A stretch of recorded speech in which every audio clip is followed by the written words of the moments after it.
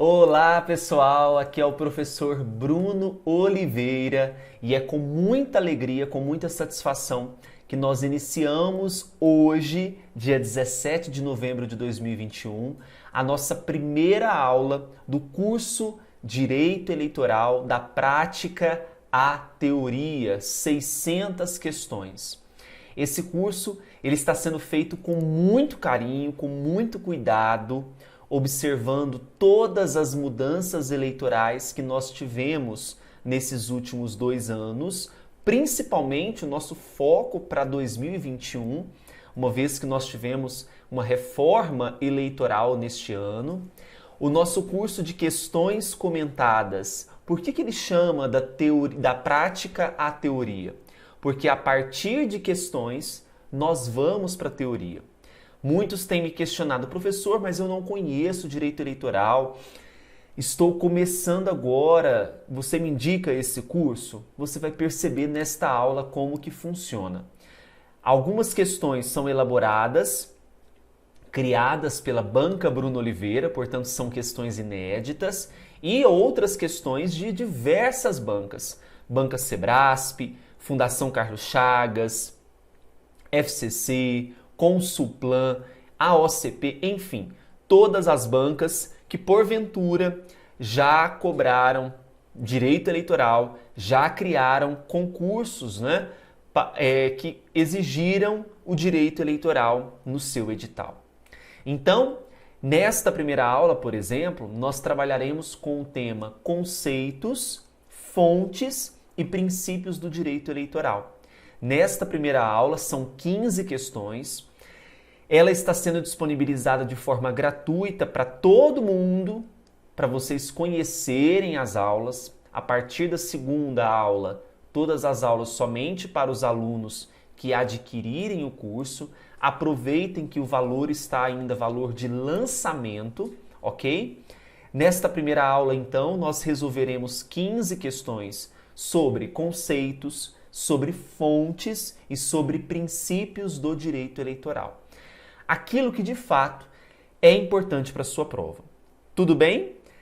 Lembrando, se você ficar com alguma dúvida sobre como adquirir o curso, qual é o link do curso, apesar que eu vou disponibilizar para vocês aqui do canal do YouTube o link para a aquisição do curso completo, porque a partir da aula número 2 a aula na sua inteireza, na aula completa, somente para os alunos que adquirirem o curso. Então, o curso já está disponível para aquisição no site eleitoralcombruno.com.br. Tudo bem? 100%? Podemos começar então? Eu quero começar com chave de ouro, né? Nós estamos falando de conceitos, fontes e princípios do direito eleitoral. Eu tenho que apresentar para vocês aqui mais ou menos uma ordem de como virão as questões nesta primeira aula. Então, primeiramente, nós vamos tratar sobre aspectos conceituais de direito eleitoral. Depois, nós passaremos para as fontes do direito eleitoral e vamos aos princípios do direito eleitoral. A nossa aula, ela precisa ser objetiva. Não adianta nada eu trazer aqui conteúdo que não vai cair em prova. Vocês não estão fazendo uma pós-graduação. Vocês estão se preparando para concursos que exigem direito eleitoral. E ano 2021, novembro, vocês estão se preparando com muita antecedência, iniciando essa preparação com muita antecedência, uma vez que para 2023 nós temos aí a iminência de um grande edital para a seara eleitoral, contemplando TSE e diversos outros tribunais regionais eleitorais.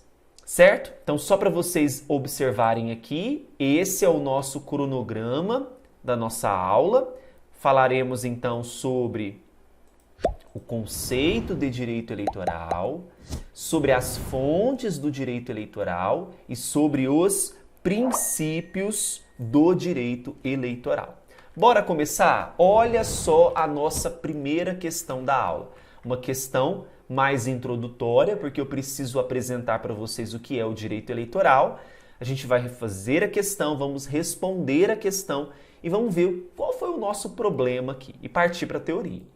Olha só, direito eleitoral é o ramo do direito privado cujo objeto são os institutos, as normas e os procedimentos que regulam o exercício do direito fundamental de sufrágio, com vistas à concretização da soberania popular, à validação de ocupação de cargos públicos e à legitimação do exercício do poder estatal.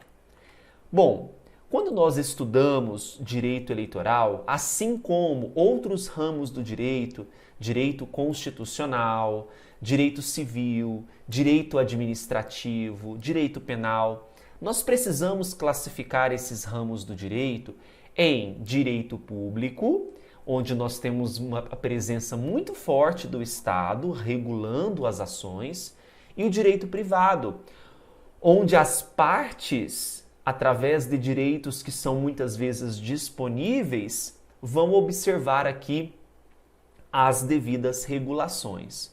O direito eleitoral é importante nós aqui conceituarmos como ramo do direito público. Então, se o direito eleitoral é um ramo do direito público, nós temos que aqui colocar que essa questão está incorreta. Concordam? Então, nós temos como ramo, vamos marcar aqui o erro da questão. Essa questão é da banca Bruno Oliveira, ela não foi cobrada ainda, não foi exigida em questões, mas vemos então que o direito eleitoral é um ramo do direito público e eu já antecipo que é o direito público interno. E aqui nós temos alguns objetos para o direito eleitoral. O objeto do direito eleitoral são institutos, normas, procedimentos que vão regular o exercício do direito fundamental de sufrágio. E quando eu falo direito fundamental de sufrágio, eu estou observando numa visão mais ampla, tanto o direito de votar quanto o direito de ser votado. E nós vamos ter normas, nós teremos institutos que vão regular isso, que vão regular quais são os requisitos para que eu possa me tornar candidato. E aqui nós falamos sobre condições de elegibilidade. Quais são os requisitos que afastam o cidadão de se tornar um candidato? Aí nós temos os aspectos de inelegibilidade.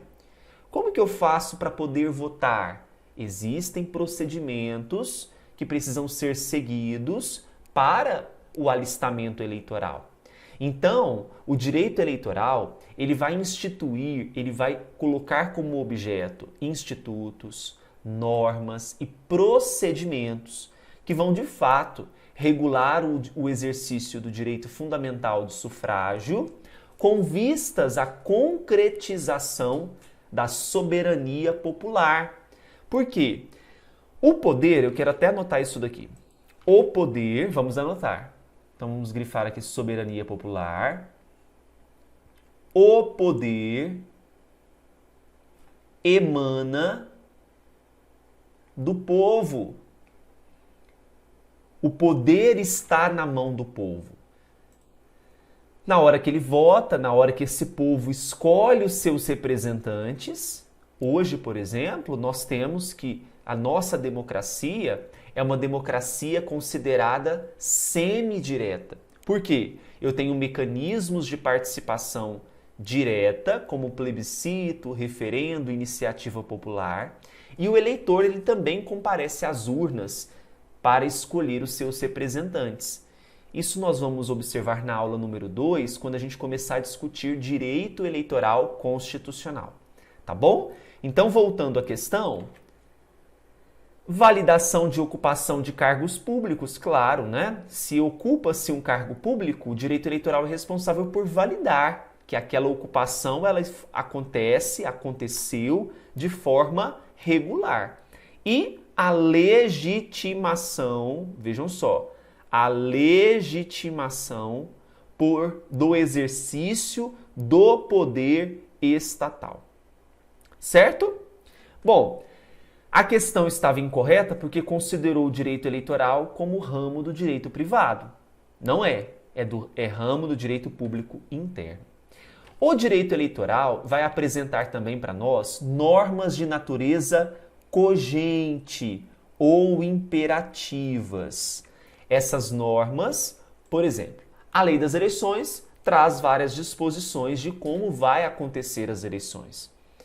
Bom, essas normas, elas são opcionais? A sociedade como um todo, né? Aqueles que participam do processo eleitoral, podem seguir ou devem seguir essas regras? Devem. As normas do direito eleitoral são normas de natureza cogente, normas de natureza imperativa. Ok? Essa é uma outra característica do direito eleitoral. Isso já foi cobrado em prova. Outro ponto importante é que com base nisso, com base nessas normas serem de natureza cogente, serem de natureza imperativas, não são admitidos no direito eleitoral termos de ajustamento de conduta. O artigo 105A da Lei das Eleições, que é a lei número 9.504 de 97, artigo 105A prevê: em matéria eleitoral não são aplicáveis os procedimentos previstos na lei número 7.347 de 85, tratando sobre os termos de ajustamento de conduta. Por quê? Nós estamos falando de bens e direitos indisponíveis. As partes não vão poder dispor desses direitos, por exemplo, o direito político, o direito do partido político, ao seu dispor. Não, são bens e direitos indisponíveis, por isso que em matéria eleitoral não é possível termos de ajustamento de conduta. Ok? Isso já foi cobrado em prova, inclusive vai ter uma questão mais à frente que eu coloco para vocês essa observação. Tudo bem? Nessa primeira questão, então, nós vimos alguns pontos. Direito eleitoral como direito público, direito eleitoral com normas de natureza cogente ou imperativas e que não são admitidos termos de ajustamento de conduta. Tudo bem? Podemos avançar para a segunda questão? A segunda questão, deixa eu aumentar a telinha aqui, ela já foi cobrada em prova. Ano 2011, banca pontua. Vamos marcar a alternativa incorreta, com base no que nós discutimos. Agora a gente avança porque é um conteúdo que nós já tratamos. Letra A. O direito eleitoral é um ramo do direito privado. Nós acabamos de ver que não. Veja que esse tema já foi cobrado em prova. É um ramo do direito quê? Público. Eu quero justamente a incorreta? Sim. Então, se eu quero a incorreta, concordam que nós já encontramos? Muito bom. Letrinha B. É o objeto do direito eleitoral a disciplina do registro de candidatos. Muito bem. O direito eleitoral vai tratar sobre registro de candidatura, sobre propaganda eleitoral, normas sobre apuração, totalização de votos. Então, um dos objetos do direito eleitoral, de fato, é a disciplina sobre registro de candidatos. Letra C. O direito eleitoral disciplina o processo para a escolha dos governantes, claro.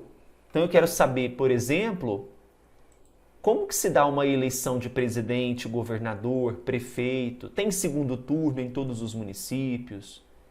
É claro, então, que o direito eleitoral disciplina o processo para a escolha de governantes.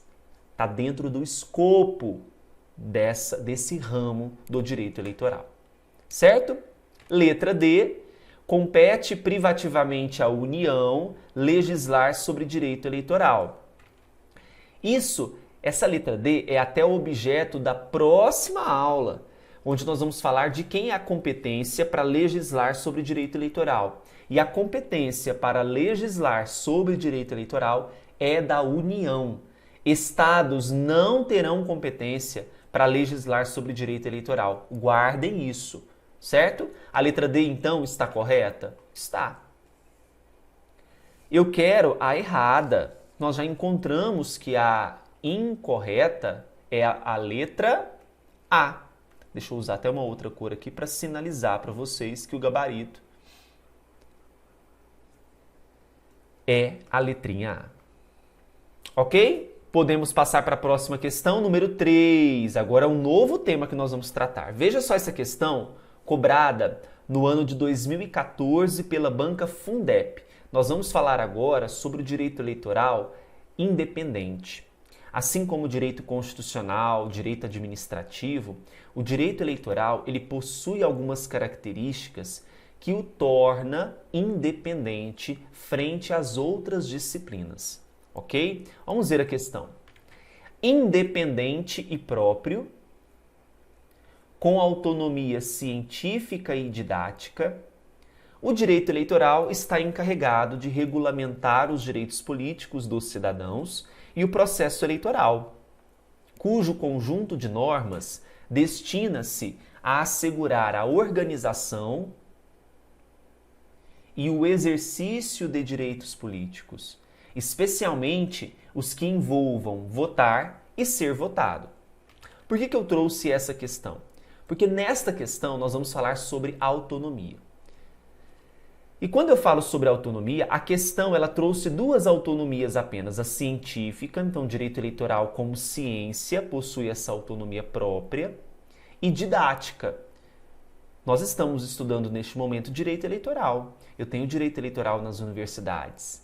Eu tenho direito eleitoral como estudo científico, como estudo, como disciplina didática, certo? Então, o direito eleitoral possui essas duas autonomias. E aqui a questão ela vai um pouco mais além, né, dizendo que o direito eleitoral regulamenta direitos políticos, processo eleitoral, assegura a organização e o exercício de direitos políticos, especialmente os que envolvam votar e ser votado. Tudo isso está dentro do escopo do direito eleitoral. Mas o que eu quero dizer para vocês, só para a gente já assinalar então, que essa questão número 3 está correta, viu?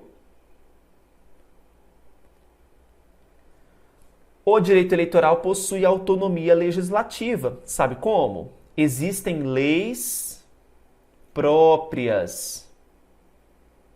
Como assim, professor? Eu tenho lei das eleições, lei dos partidos políticos, eu tenho código eleitoral que está sendo votado para ser substituído, porque ele é de 1965. Eu tenho lei complementar das inelegibilidades, enfim, diversas outras normas que demonstram, de fato, que o direito eleitoral tem autonomia legislativa. Eu tenho uma autonomia jurisdicional, por quê? Possui órgãos próprios, concordam? Quais são esses órgãos? Tribunal Superior Eleitoral, TREs, juízes, juntas eleitorais, são órgãos próprios desse ramo. Autonomia científica, então o direito eleitoral como ciência, pesquisa, ok?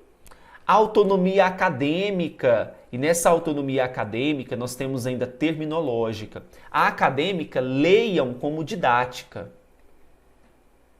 Tá? Então a questão número 3, ela até mencionou a autonomia científica e didática. Tá? A autonomia acadêmica é aquela presente nas universidades. Vocês concordam comigo que eu tenho direito eleitoral muito forte nas universidades? Direito político, no direito constitucional, até que se mistura, né? Nós temos capítulos específicos de matéria de direito eleitoral na Constituição. E a academia, e nós temos uma autonomia, por fim, terminológica. Portanto, eu tenho termos próprios. Vou dar um exemplo aqui. quociente eleitoral, quociente partidário. São termos próprios desse ramo do direito que nós vamos estudar no momento oportuno. Certo? Então, a autonomia terminológica, acadêmica, científica, jurisdicional, legislativa. Beleza? Combinado? Questão número 3, dúvidas? Não? Então, bora para a questão número 4. Questão número 4 vai tratar sobre um outro tema, que são as fontes do direito eleitoral. A questão número 4 fala o seguinte: não se incluem dentre as fontes do direito eleitoral as resoluções do Tribunal Superior Eleitoral, b. decisões jurisprudenciais, letra C, leis estaduais, letra D, normas da Constituição Federal, e letra E, leis federais. Ora, o que são fontes? Vamos entender aqui o que são fontes do direito eleitoral. Fontes é como que o direito eleitoral é produzido. É como se eu falasse o seguinte: de onde o direito eleitoral bebe, se nutre para existir. Por exemplo, as fontes elas poderão ser divididas em fontes formais e fontes materiais. O direito eleitoral ele é construído através de fontes formais e materiais. As fontes formais são os documentos normativos existentes. E aqui eu coloco para vocês uma diversidade de fontes formais de direito eleitoral. Olha só, nesse quadrinho nós temos a Constituição Federal. E eu quero que vocês anotem aí que a Constituição ela é a fonte suprema do direito eleitoral, dela que surge todas as outras. Tratados e convenções internacionais também são fontes formais. Código Eleitoral, que ele é de 1965. Esse Código Eleitoral, pessoal, muito cuidado aqui, que ele é uma lei ordinária, importante mencionar, tá? É uma lei ordinária. No entanto, dentro da lei ordinária, nós temos dispositivos sobre a organização e competência dos órgãos. Aqui, a Constituição prevê, na verdade, que quanto à organização e competência, nós vamos recepcionar como lei complementar. No entanto, com o advento da Constituição Federal de 88, o Código Eleitoral, nesse sentido de organização e competência, foi recepcionado como lei complementar. Importante guardar isso, tá? Tem a Lei das Inelegibilidades, que é a Lei Complementar 64 de 90, nós vamos estudar. A Lei dos Partidos Políticos, Lei 9.096 de 95. Lei das Eleições, que é a Lei 9.504 de 97. Resoluções do TSE. Olha só, antes das eleições, até o dia 5 de março do ano eleitoral, o Tribunal Superior Eleitoral tem que apresentar, publicar resoluções para as eleições. Essas resoluções, elas dão fiel execução à lei. Elas não inovam o ordenamento jurídico, elas não alteram a lei, elas não criam obrigação, não extinguem direitos, elas apenas vão regulamentar o que já está em lei. É como se fosse uma receita de bolo do que já está previsto. Tem uma receita, depois eu tenho outra receita detalhando o que está na receita. As resoluções servem para isso, tá? E daqui a pouco nós vamos tratar sobre princípios do direito eleitoral e eu vou dizer para vocês, olha, tem um princípio, que é o princípio da anualidade eleitoral, em que as resoluções do TSE não se submetem. Outro ponto, só o TSE pode expedir resoluções, tá? TREs, juízes, juntas eleitorais, não podem, tá? Consulta eleitoral também é fonte formal. As consultas eleitorais o que são consultas? São questionamentos que são feitos por alguns legitimados aos órgãos da Justiça Eleitoral a respeito de dúvidas concernentes à matéria eleitoral. Essas consultas também são fontes. Elas vão servir como base para até mesmo orientações, esclarecimentos de determinados pontos do direito eleitoral. Por outro lado, eu tenho as fontes materiais. Materiais são fatores psicológicos, fenômenos sociais, pesquisas históricas, morais, políticas, sociológicas. Tudo aquilo que acontece na sociedade, que pode influenciar o direito eleitoral, pode ser considerado e enxergado como fonte material. Então, por exemplo, vou dar um exemplo muito claro. Surge a internet, surgem as redes sociais. O direito eleitoral começa a invadir as redes sociais. Propaganda em Facebook, eu preciso ter regulamentos que vão atender a essa nova necessidade.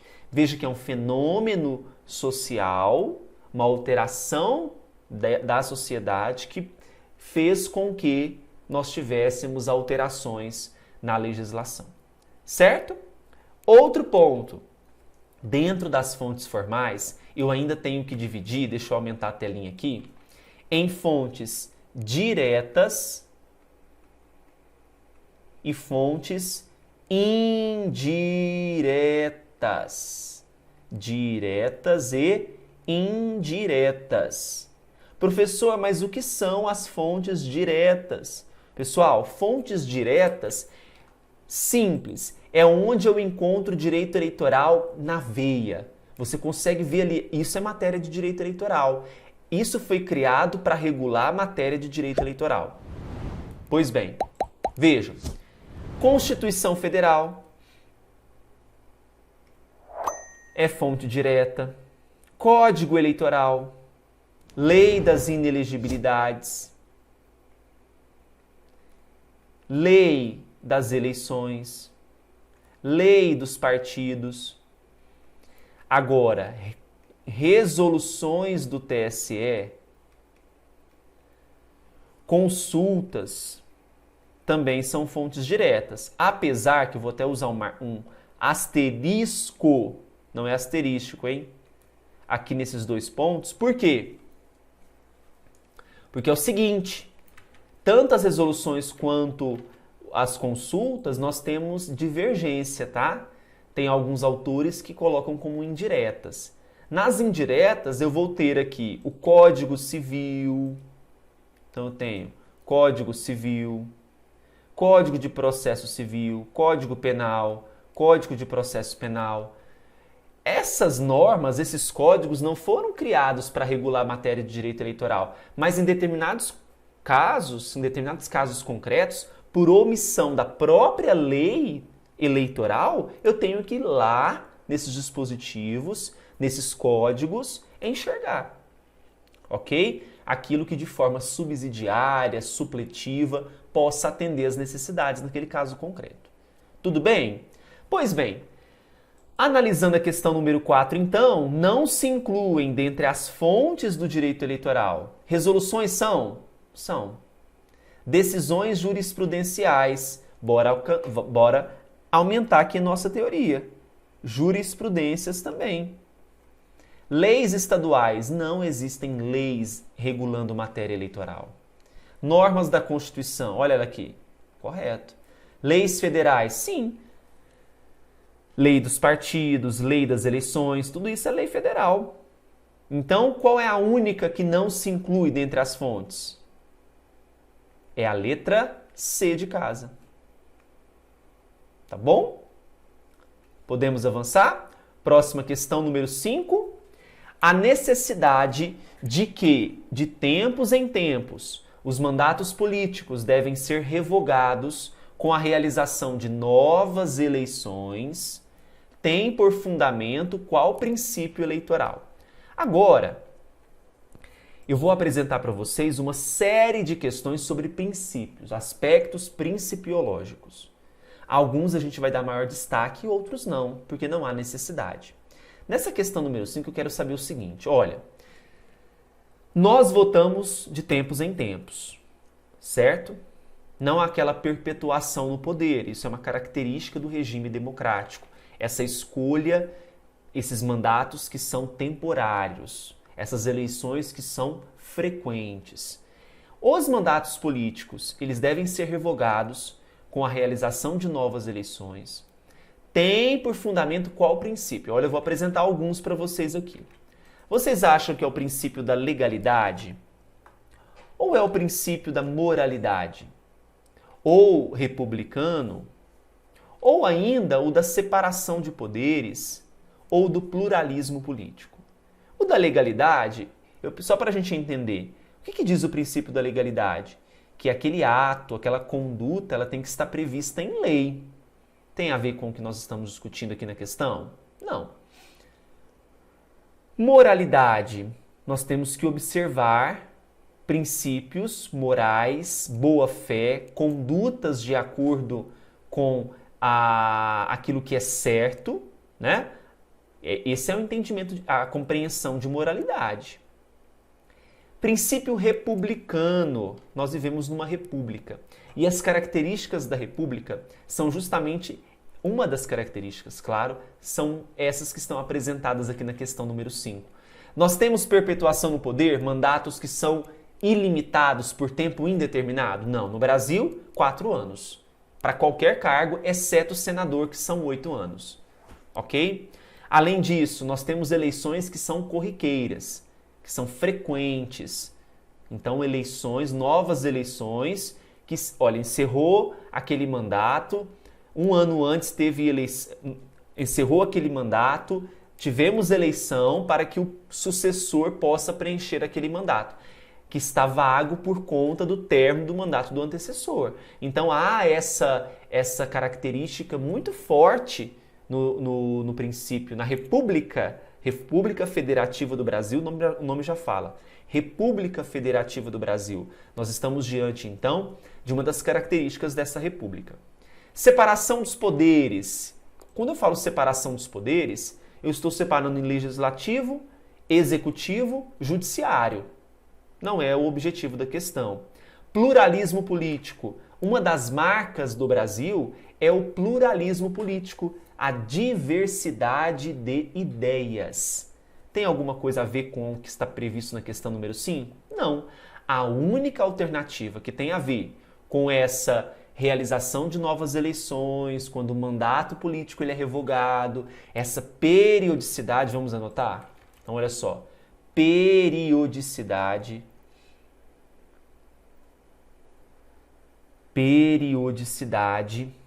dos mandatos. Essa é uma característica da República. É o princípio eleitoral republicano. Ok? Tudo certo com a questão número 5? Letra C. Questão C, antes da questão 6, eu trouxe aqui para vocês que, olha só, esse entendimento da questão número 5 é de acordo com a doutrina de José Jairo Gomes, em que ele afirma o seguinte, olha só, por força do princípio republicano, de tempos em tempos, devem os mandatos ser revogados com a realização de novas eleições. Ok? Só para mostrar para vocês que essa compreensão ela existe, de fato, tem a ver com a questão da República. Próxima questão, número 6. O princípio que sustenta, olha só, ano 2020, Banca Vunesp. O princípio que sustenta a ideia de que o intérprete, muita atenção com essa questão, vou até mudar aqui o marca-texto, de que o intérprete da norma, quem que é o intérprete da norma? Ah, professor, o juiz? Pode ser o juiz. Ele que vai julgar de acordo com a lei, não é? Deve manter a aplicação da lei estritamente vinculada às limitações por ela impostas a candidatos e eleitores, é o princípio da vedação da restrição de direitos políticos, democracia partidária, responsabilidade solidária, periodicidade da investidura ou celeridade da justiça eleitoral? Vamos entender aqui? O que está dizendo a questão? Olha, tem um princípio que faz com que aquele que interpreta a norma ele esteja totalmente vinculado às limitações que a norma impõe e não a que a cabeça do intérprete impõe. Consta na norma limitações 1, 2 e 3. Além da 1, 2 e 3, eu vou querer colocar mais 2 limitações e vou impedir daquele candidato, daquele cidadão ser candidato. Pera lá, você ampliou a norma. Você foi além do que está previsto em norma. Isso é possível? Não, porque existe um princípio chamado vedação da restrição de direitos políticos, ou também chamado, vou apresentar para vocês aqui, como princípio da atipicidade eleitoral. O que é atipicidade eleitoral? Atípico, aquilo que não está previsto em lei, vamos dizer assim. Ou estrita legalidade eleitoral. Essas duas nomenclaturas vocês poderão encontrar, tá? Nas nossas questões futuras. Ou o princípio da atipicidade ou da estrita legalidade eleitoral, certo? Então, pessoal, o intérprete ele não pode ir além do que está previsto em lei.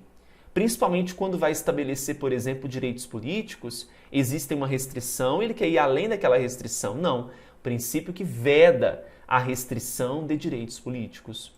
Nós já vimos que o gabarito aqui é a letra A. Mas só para a gente poder entender, democracia partidária tem a ver com pluripartidarismo. O que é o pluripartidarismo? O Brasil hoje não existem só 2 partidos como nos Estados Unidos da América. Eu tenho vários partidos, mais de 30 partidos políticos. Responsabilidade solidária não é só o candidato que responde por alguma irregularidade. O partido político também que ele pertence também terá sua parcela de responsabilidade. O princípio da periodicidade da investidura. Nós temos ali, então, nas funções eleitorais dentro dos tribunais, aquele que vai ser o presidente do tribunal, por exemplo, do TSE, de um TRE, não vai exercer essa função para sempre. Há um período na sua investidura, que vai ser de 2 anos, nós vamos ver isso nas próximas aulas. E o da celeridade da justiça eleitoral, as decisões da justiça eleitoral, comparando com os outros ramos da justiça, precisam ser decisões mais céleres, mais rápidas, em virtude desse princípio. Prova desse princípio é que, por exemplo, os recursos eleitorais eles são julgados em até 3 dias. Vai ver, por exemplo, outro ramo da justiça. 3 dias você não vai encontrar decisão de recurso. A justiça eleitoral, a democracia, ela exige essa celeridade, essa velocidade, tá? Então, questão 6, gabarito letra A. Vamos agora para a próxima questão, que é a questão 7. Mas antes disso, sobre esse princípio da vedação da restrição de direitos políticos, eu trouxe aqui um trechinho para a gente poder ler. Olha só. Princípio é especificamente dirigido ao intérprete em matéria eleitoral, proibindo-o de fazer interpretações ampliativas, buscando enquadrar o máximo de situações possíveis que implicaria em restrição aos direitos políticos. Então, o intérprete ele tem que ir condizente com o que está na lei. Ele não vai poder ampliar isso não, porque senão ele está criando outras hipóteses de restrição. Tá bom? Bora para a questão número 7. Vamos lá então. Questão número 7 diz o seguinte. O princípio constitucional, veja que essa questão vai tratar de um princípio que é muito, mas muito cobrado em prova, que é o princípio da anualidade eleitoral, ou também muitas vezes tratado como o princípio da anterioridade eleitoral, anterioridade da lei eleitoral. Essa questão foi cobrada em 2017 pela banca Sebrasp. Vejam, o princípio constitucional da anualidade ou da anterioridade da lei eleitoral, letra A, não abrange resoluções do TSE que tenham caráter regulamentar. B, não repercute sobre decisões do TSE em casos concretos, decididos durante o processo eleitoral e que venham a alterar a jurisprudência consolidada. Letra C, estabelece período de vacatio legis para a entrada em vigor das leis eleitorais. Letra D, tem aplicabilidade imediata e eficácia contida, conforme a data do processo eleitoral. Para começarmos, nós temos que entender o que é esse danadinho do princípio da anualidade. Primeiramente, ele é um princípio constitucional. Artigo 16 da Constituição diz o seguinte, que a lei, vamos fazer algumas observações. Que lei que é essa? Lei em sentido amplo. Então, a lei que alterar o processo eleitoral, eu já vou conceituar para vocês o que vem a ser esse processo eleitoral. É qualquer lei? Bom, pode ser uma lei ordinária ou complementar, mas que ela precisa alterar o processo eleitoral. Então não é qualquer lei, é uma lei que altera o processo eleitoral. Ela entra em vigor, então aqui nós estamos falando sobre vigência, na data da sua publicação. Normalmente a gente aprende em direito civil que no Brasil as leis para entrar em vigor, como regra geral, salvo disposição expressa, são 45 dias. A lei que altera o processo eleitoral, não. A lei que altera o processo eleitoral, ela entra em vigor na data da publicação. Esse período de vigência que a gente vê no direito civil, a maioria das leis, é um período chamado de vacatio legis. Portanto, no direito eleitoral, nas leis que alteram o processo eleitoral, existe vacatio legis? Não. A vigência, então, ela é imediata à publicação da lei, concordam? Concordo, mas vamos continuar a leitura do artigo 16. Não se aplicando à eleição que ocorra até 1 ano da data da sua vigência. Então, significa que, olha só, uma lei, olha essa linha do tempo. Eleições nós sabemos que acontecem em outubro. Uma lei, ela foi publicada em julho. Então, nós estamos falando aqui de 2022. Essa lei, primeira pergunta que eu preciso fazer, para ela se aplicar às eleições de outubro, elas podem alterar o processo eleitoral? Não. Porque se ela altera o processo eleitoral, eu tenho que observar, de julho para outubro, tem mais de 1 ano? Não. Portanto, ela vai se aplicar às eleições deste ano de 2022? Não. Ela entra em vigor em julho, mas somente ela vai ter aplicabilidade, ou o que nós chamamos de eficácia, após 1 ano da sua vigência, que foi em julho. Por isso que se chama princípio da anualidade eleitoral. Poderia até ser chamado também de princípio da anualidade, princípio do 1 ano e 1 dia. Porque somente após 1 ano é que aquela lei que alterou o processo eleitoral teria eficácia. Tá certo? Então, muito cuidado. Outra observação é o seguinte, que esta lei que altera o processo eleitoral, esse princípio da anualidade eleitoral, ele não submete às resoluções do TSE. Porque as resoluções do TSE, que são aquelas resoluções que dão fiel à execução à lei, elas podem ser publicadas até o dia 5 de março do ano eleitoral. Março para outubro tem menos de 1 ano. Então, o princípio da anualidade não se aplica às resoluções do TSE. Certo? Agora você me pergunta, professor, o que é processo eleitoral? Já respondo para vocês, através do julgamento de uma ADI pelo Supremo Tribunal Federal, ADI de número 3.741. Processo eleitoral para o STF é o seguinte, deixa eu maximizar a tela. Normas que produzem rompimento da igualdade de participação dos partidos e dos candidatos no processo eleitoral, Normas que introduzem deformação de modo a afetar a normalidade das eleições. Aquelas que contêm dispositivo considerado fator de perturbação do pleito. E as que derivam de alteração motivada por propósito casuístico. Isso, para o Supremo Tribunal Federal, é processo eleitoral. Altera o processo eleitoral. O que é isso, professor? Derivam de alteração motivada por propósito casuístico.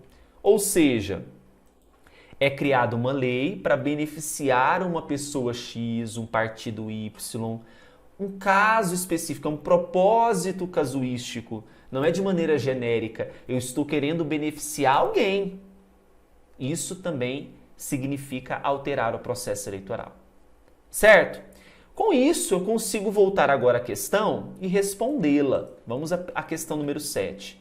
Vamos lá.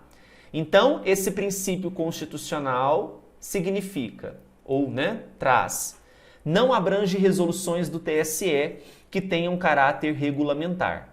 Muito bem. O princípio da anualidade não atinge, não abrange as resoluções do TSE que podem ser publicadas até 5 de março do ano eleitoral. B. Não repercute sobre decisões do TSE em casos concretos, decididos durante o processo eleitoral e que venham a alterar a jurisprudência consolidada. Pelo contrário, vai repercutir sim nas decisões se houve alteração de jurisprudência. Estabelece período de vacatio legis para a entrada em vigor das leis eleitorais? Não, por quê? A lei que altera o processo eleitoral entra em vigor na data da sua publicação. Tem aplicabilidade imediata e eficácia contida conforme a data do processo eleitoral. A aplicabilidade é imediata? Não. A aplicabilidade somente após 1 ano e 1 dia. Ok? Então a letra D também está errada. Qual é o gabarito? Letra A. Como já havíamos encontrado. Próxima questão, número 8. Olha só. Avalie as seguintes asserções e a relação proposta entre elas, também sobre o princípio da anualidade. 1. É absoluta, plena ou de eficácia total e de aplicabilidade e imediata, sem quaisquer exceções, o princípio da anualidade ou anterioridade da lei eleitoral. Temos alguns erros aqui. Primeiro, que a aplicabilidade não é imediata. Somente após 1 ano. É absoluta, plena, de eficácia total, pessoal. Veja, eu estou falando de leis que alteram o processo eleitoral. Está falsa essa primeira assertiva. Aí veja, por que? Então está ligando a primeira com a segunda. Porque o princípio foi pensado pelo Constituinte com o propósito de impedir mudanças repentinas, de última hora, no processo de escolha dos agentes políticos que emergem das eleições. Ora, a continuação aqui está ok. De fato, esse é o objetivo no princípio da anualidade eleitoral ou anterioridade. Impedir mudanças repentinas, impedir mudanças de última hora no processo de escolha dos agentes políticos que emergem das eleições. Então, a número 2, ela está correta. Agora, vamos ver aqui as alternativas. A respeito dessas asserções, marquemos a correta. Letra A. A segunda afirmativa é falsa. Não, a segunda afirmativa ela é verdadeira. Não é a letra A. B. A primeira afirmativa é falsa e a segunda é verdadeira. Por enquanto é esta. As duas afirmativas são verdadeiras. Não. D. As duas afirmativas são verdadeiras, mas a segunda não justifica a primeira. Essa questão número 8 está errada porque A segunda, ela está de acordo com o princípio da anualidade, ela justificaria, sim, a respeito do princípio da anualidade. A alternativa correta aqui é a letra B. A primeira afirmativa é falsa e a segunda ela é verdadeira. Beleza? Próxima questão. Se, hipoteticamente, tivesse sido sancionado no dia 15 de maio de 2018, vamos fazer uma linha do tempo aqui. Nós estamos em 2018, segunda questão. Maio. 15 de maio.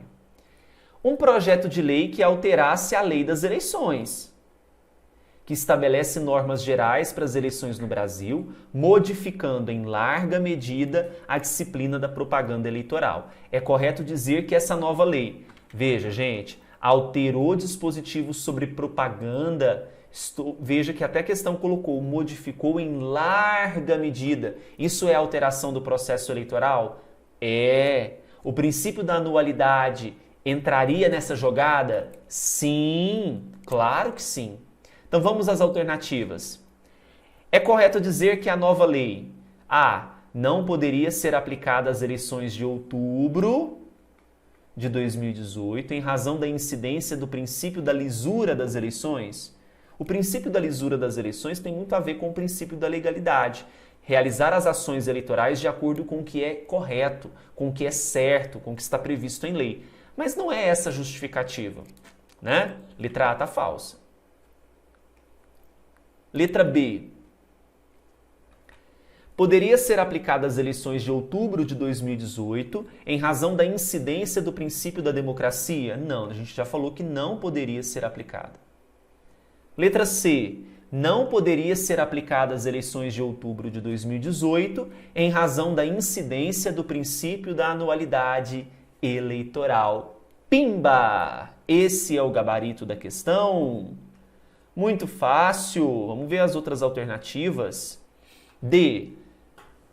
Poderia ser aplicada às eleições de outubro de 2018 em razão da incidência do princípio do aproveitamento do voto. Não, nada a ver. Não poderia ser aplicada às eleições de outubro em razão da incidência do princípio federativo. Nada a ver. Gabarito, letra C de casa. Próxima questão, número 10. Agora, olha só, 2017, Banca VUNESP. Essa é fácil demais, de bandeja, só para você ficar feliz. Pelo princípio da anterioridade eleitoral, a lei que alterar o processo eleitoral entrará em vigor na data da sua publicação. Até aqui ok? Ok, porque não ocorre a vacatio legis. Mas não surtirá efeitos na eleição que ocorra até 90 dias da data da sua vigência. Se a gente voltar lá no artigo número 16, vou voltar, faço questão de voltar. O que ele diz? Não se aplicando à eleição que ocorra até um ano da data da sua vigência. Não é então 90 dias, né? Essa questão número 10 aqui foi muito longe. Um ano até um ano. Erradíssima a questão número 10, com base no artigo 16 da Constituição Federal. Questão número 11. Agora sobre fontes do direito eleitoral. Letra A. A função normativa da Justiça Eleitoral autoriza que sejam editadas resoluções normativas pelo TSE com a finalidade de criar direitos e estabelecer sanções, possibilitando a revogação de leis anteriores que disponham sobre o mesmo objeto da resolução normativa. Esta questão da FCC foi interessante. Começou a tratar sobre funções da Justiça Eleitoral. Eu tenho a função normativa, que é de criar resoluções, estabelecer resoluções, só que as resoluções, elas podem criar direitos, estabelecer sanções? Não, elas não inovam. Por não inovar a lei, que acontece? O princípio da anualidade se submete? Não. Só que a letra A está dizendo que por conta dessa função normativa, que é de criar edição de resoluções, pode criar direitos e estabelecer sanções, revogando leis anteriores. Olha que absurdo. Absurda essa questão, letra A. Não pode, né? Não pode criar direitos às resoluções. B.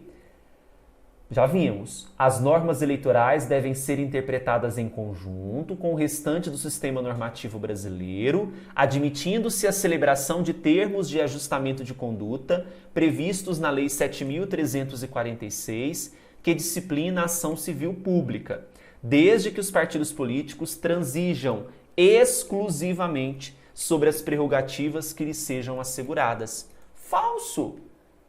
Pode TAC? Não são admitidos TACs. C. O Código Eleitoral define a organização e a competência da Justiça Eleitoral, podendo ser aplicado, apesar da Constituição prever a necessidade de lei complementar para tanto. Lembra que eu comentei isso com vocês? A Constituição fala que a organização e competência é lei complementar, é recepcionado como lei complementar. Mas apesar do Código ser lei ordinária, a Constituição o recepciona nesses termos como lei complementar. A letra C tá joinha, tá ok. Vimos isso na nossa aula de hoje. D. As resoluções normativas do TSE, respostas às consultas, decisões do TSE são fontes de direito eleitoral de natureza exclusivamente jurisdicional e aplicáveis apenas ao caso concreto dos quais emanam. Resolução é caráter jurisdicional? Não, é caráter normativo. Consulta é caráter consultivo, função consultiva. Agora, decisões do TSE, sim, aqui nós temos função jurisdicional. Mas colocou tudo no mesmo balaio, tá errado a letra D. E. O Código Eleitoral, a lei das inelegibilidades, a lei dos partidos, a lei das eleições, as resoluções normativas do TSE, as respostas às consultas são fontes de direito eleitoral de mesma estatura, hierarquia e abrangência, podendo ser revogadas umas pelas outras. Pensa a bagunça que seria uma lei revogando a outra. Essa questão foi absurda, letra I. Erradíssima. Qual que é o gabarito, então? Letra C de casa. Tá bom? Vamos agora para a questão número 12. Vejam só a questão número 12. Questão 12, ela foi cobrada no concurso 2016 Banca Vunesp. Assinale a alternativa correta. Letra A. A lei que alterar o processo eleitoral entrará em vigor na data de sua publicação, mais uma vez sendo cobrado o artigo 16, hein? Não se aplicando à eleição que ocorra até um ano da data de sua vigência. Pronto, verdadeiro.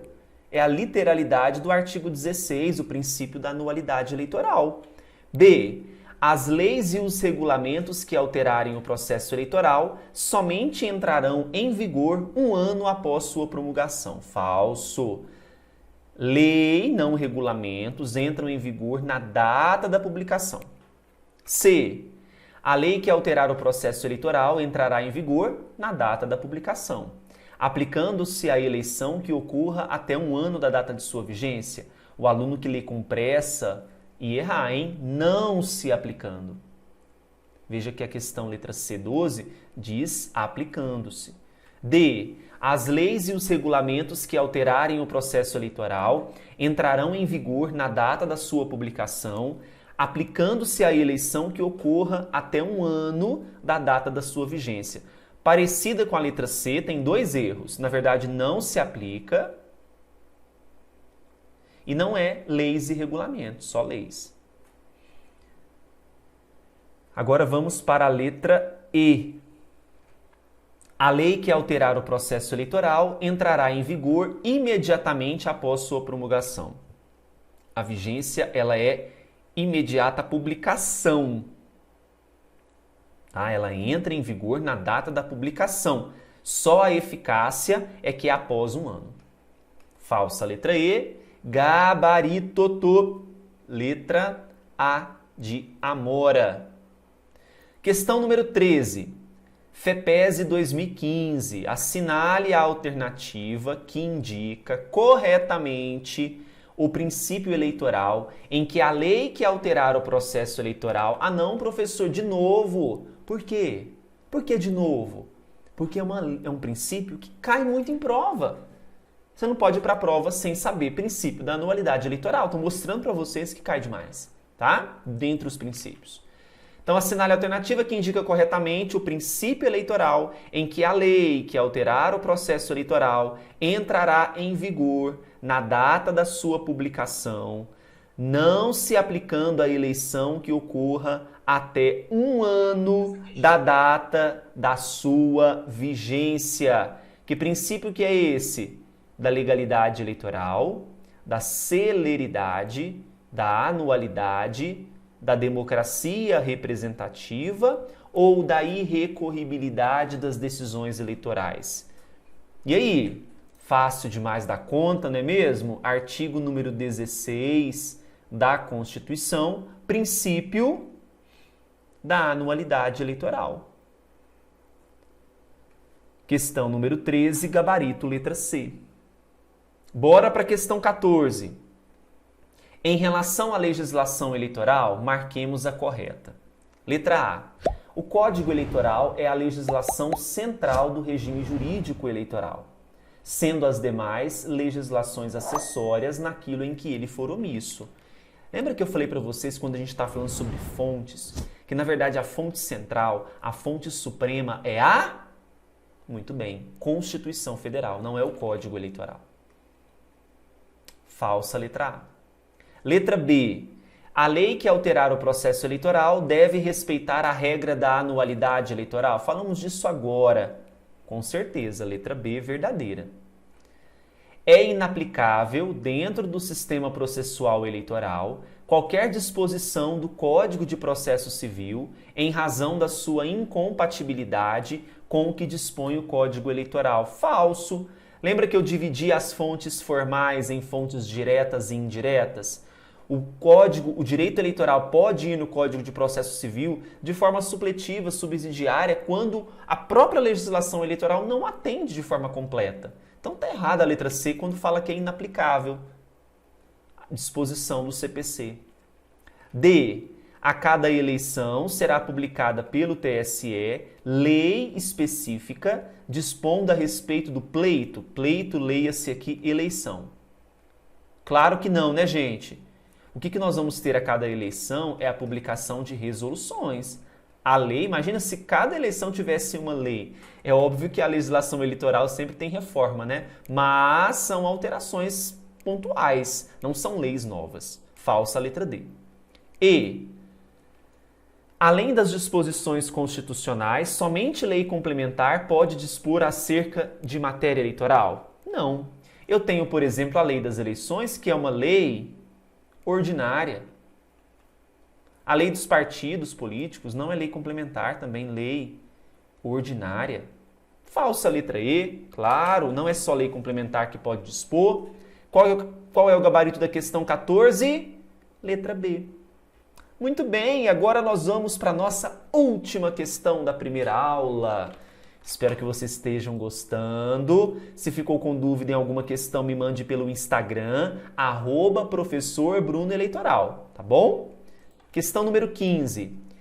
Olha só essa questão que legal. Caiu para procurador.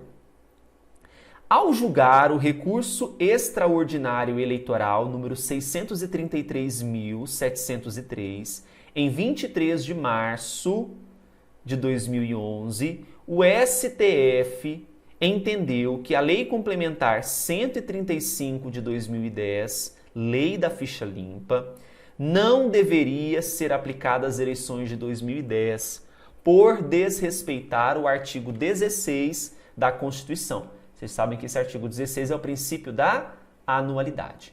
Considerando esse princípio, a emenda constitucional que altera o processo eleitoral possui aplicação imediata? Não. Emenda constitucional se sujeita ao princípio da anualidade. Tem que respeitar o princípio do 1 ano e 1 dia. Falso. Não tem aplicação imediata. B. A lei que altera o processo eleitoral assim que publicada ingressa imediatamente no ordenamento jurídico pátrio, inocorrendo vacatio legis. Muito bem. A vigência ela é junto com a publicação. Correta a letra B. C. A lei que altera o processo eleitoral entra em vigor 1 ano após sua publicação, não tendo efeito no período de vacátio. Opa, vigência imediata à publicação. Falsa, letra C.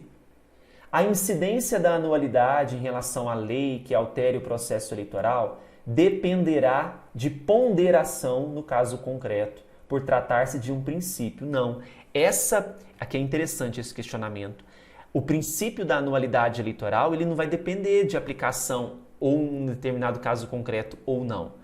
É um princípio que vocês vão perceber que tem eficácia plena. Não depende de uma edição de uma lei, não depende de uma aplicação em caso concreto. Então, essa letra D está totalmente falsa. Não depende, independerá de ponderação no caso concreto. Então, questão número 15, o gabarito é a letra B de professor Bruno. Muito bem, então, pessoal, este aqui é o gabarito das nossas questões, tá bom? Das questões que nós trabalhamos hoje na primeira aula, mas somente consultem o gabarito quando vocês fizerem as questões. Não consultem o gabarito ao mesmo tempo, vejam as questões, os comentários, as nossas discussões, tudo bem? Tenham muito cuidado aí para essa preparação. Esta foi a nossa primeira aula. Eu espero que vocês tenham gostado. Curtam esse vídeo, dê o seu like. Se inscreva no nosso canal se você não é inscrito. E agora, a partir de agora é com você. Passe no site eleitoralcombruno.com.br e adquira o curso completo. Tá? Nós temos um cronograma, toda semana, toda quarta, temos aula disponível para você. Um grande abraço, bons estudos e até o próximo encontro. Tchau, tchau!